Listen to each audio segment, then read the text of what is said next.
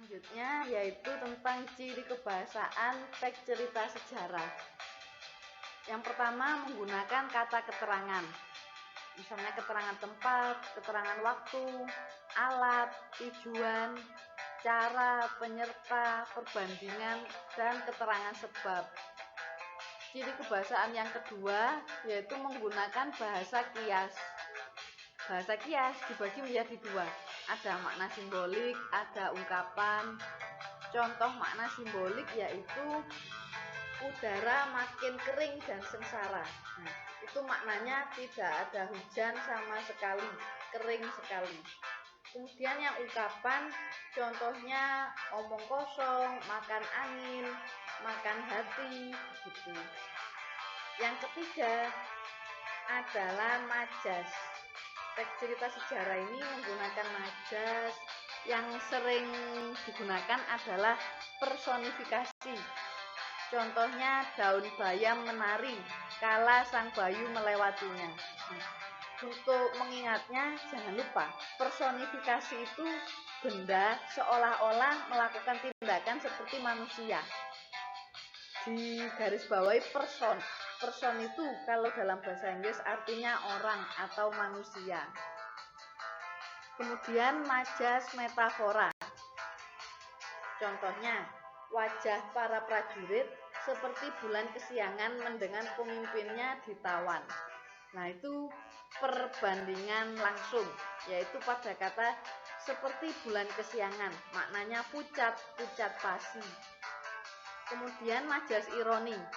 Ironi ini sindiran halus. Seperti iya tapi tidak, jadi kontras begitu. Contohnya begini, suaramu merdu tapi alangkah lebih baik jika kau tidak usah menyanyi. Itu maksudnya ya tidak merdu suaranya. Di atasnya ironi ada majas sinisme. Sinisme itu sindiran halus, tapi masih level 2 halusnya. Lebih parah dari ironi, tapi kalau dibanding sarkasme masih lebih parah sarkasme. Contohnya begini, lagu merdu itu sayang sekali jika kau nyanyikan, sebab jadi tidak merdu lagi berkat suaramu. Nah, gitu sinisme. Nah, yang paling parah ini tingkatan level 3 adalah sarkasme. Langsung jelek begitu. Contohnya begini, sudah tidak usah menyanyi saja kau, nanti kaca-kaca di ruangan ini pecah semua sebentar lagi jika kau terus saja menyanyi. Nah, seperti itu. Kemudian majas pleonasme juga yang biasanya muncul. Pleonasme ini menegaskan yang sudah jelas. Contohnya maju ke depan, mundur ke belakang, gitu. Maju ke depan, mundur ke belakang, naik ke atas, kemudian silakan turun ke bawah, begitu. Majas selanjutnya adalah repetisi. Repetisi ini merupakan majas pengulangan. Contohnya, kamu anak yang cantik, kamu anak yang baik, kamu anak yang pintar, kamu anak yang sopan, kamu bisa sukses jika rajin ibadah, lah begitu. Diulang-ulang terus.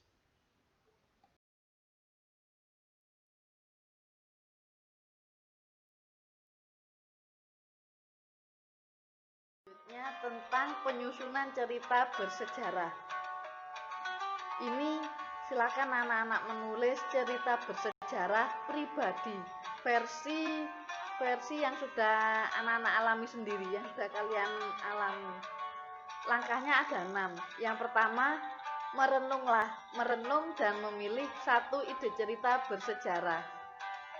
Pilihlah ada kejadian apa yang menurut kalian bersejarah dan tak terlupakan, yang bisa diceritakan kepada orang lain, yang bisa dipetik hikmahnya atau ada amanatnya.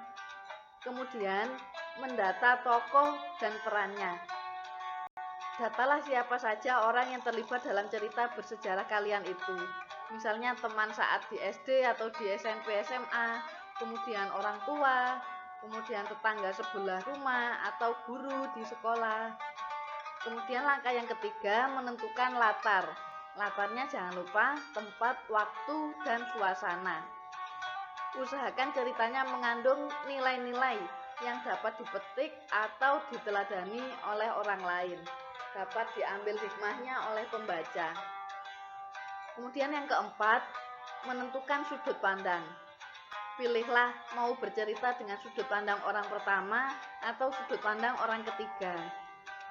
Kalau orang pertama menggunakan aku atau saya, kemudian kalau orang ketiga dengan cara menulis nama orang atau tokoh. Bisa juga kata ganti ia atau dia. Kemudian langkah yang kelima, mengembangkan kerangka cerita.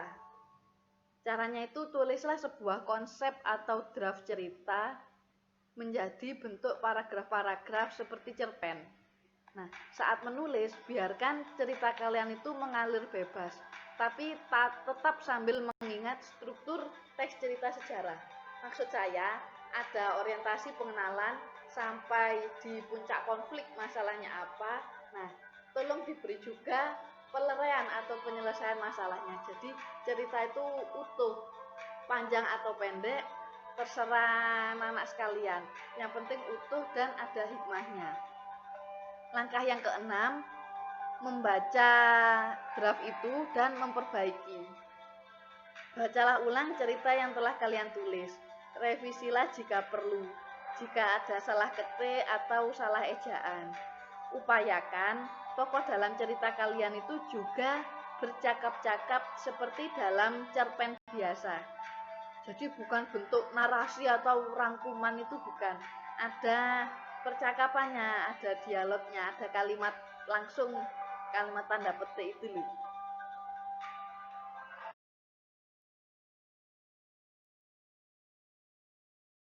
Anak-anak ingin tahu contoh teks cerita sejarah pribadi milik saya, silakan juga buka link di alamat ini. Nah, untuk tugasnya tentu saja anak-anak silakan menulis cerita bersejarah dari pengalaman pribadi kalian. Panjang pendeknya terserah anak-anak saja. Kalau di kertas folio ya kira-kira halaman depan folio dan baliknya itu, jadi 2 halaman. Bukan 2 lembar loh ya, 2 halaman. Beda lagi nanti. Kalau ada pertanyaan, boleh bertanya di Google Classroom.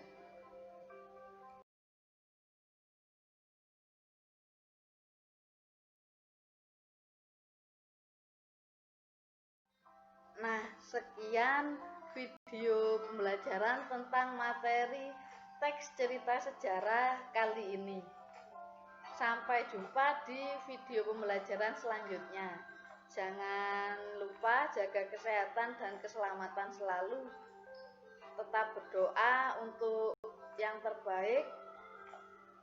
Nah, kemudian jangan lupa klik tanda jempol alias like.